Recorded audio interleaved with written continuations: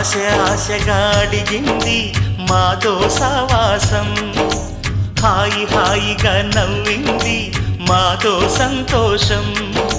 మధురమైన మమకారం మా ఇంటి పేరు అంటే, మనసు మీటు అనురాగం మా మాట తీరు అంటే, బతుకంటే ఎంత బాగుంటుందా అనుకోదా లోకం. ఇటువంటి వింత తను చూసిందా అనుకోదా స్వర్గం. సరే పమాగరే సరే సరే సా. ఆశ ఆశగా అడిగింది మాతో సావాసం, హాయి హాయిగా నవ్వింది మాతో సంతోషం.